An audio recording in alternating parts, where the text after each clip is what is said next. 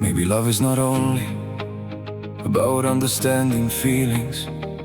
Maybe it is also about understanding nervous systems. Sest kõik inimesed ei hinga ühes rütmis. Ja võib-olla küpsus algab sellest, kui me lõpetame küsimise, mida mina tahan, ja hakkame märkama, mida olukord tegelikult vajab. Mõni inimene taastub vaikuses, mõni vajab rääkimist, et rahuneda.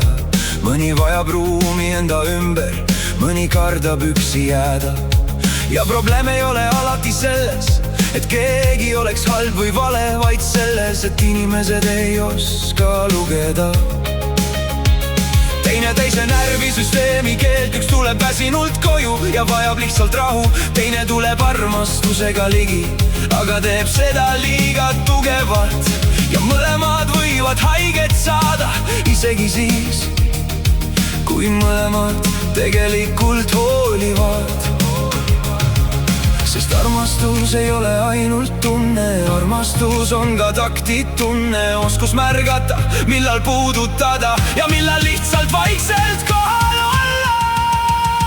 Kes ei muutu, see ei kasva, kes ei kuula, see ei näe. Me kõik anname erinevaid maailmu oma vaikustes sees. Ja armastus ei tähenda seda, et teine päästab sinu elu ära.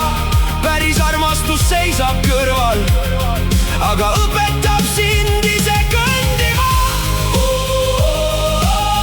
Me ei pea teineteist kandma lõpuni, aga me võime olla toeks teel. Mõnikord inimesed ütlevad, kui sa mind armastad, siis aita mind, aga kus läheb piir abi ja sõltuvuse vahel? Sest kui keegi teeb alati kõik sinu eest, siis kuidas õpib inimene ise kasvama? Me võime õpetada, näidata, julgustada, hoida kätt raskel hetkel, aga armastus ei tohiks muuta teist inimest abituks. Ja tänulikkus kaob vaikselt ära, kui hoolimisest saab kohustus. Kui partner ei ole enam inimene, vaid süsteem, mis peab kogu aeg kandma. Ja võib-olla kõige suurem austus ei ole ainult hoolimine, vaid uskumine, et teine inimene on võimeline ise kasvama.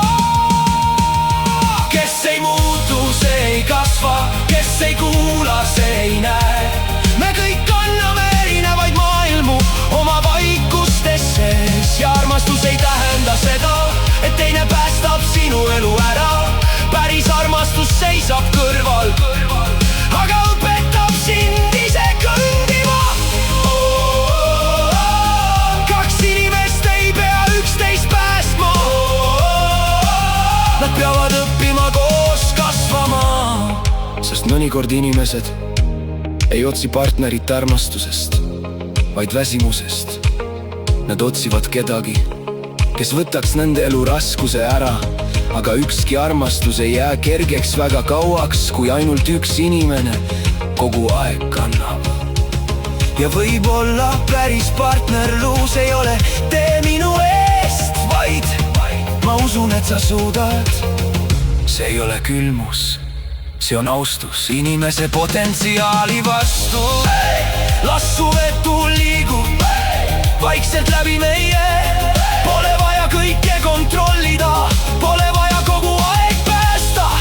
Kui polla kõige ilusam armastus ei näe inimest väiksemaks, vaid aitab tal saada rohkem iseendaks. Ja isegi kui me oleme erinevad, isegi kui meie vajadused ei kattu alati, siis ehk armastus tähendabki õppida tunnetama, mitte ainult nõudma. Kes ei muutu, see ei kasva, kes ei kuula, see ei näe. Aga need, kes julgevad õppida, võivad muuta kogu oma tee. Ja armastus ei ole päästmine ega teineteise parandamine.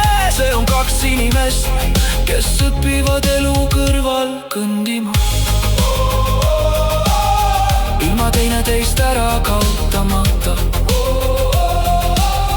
ilma teineteist ära kandvata.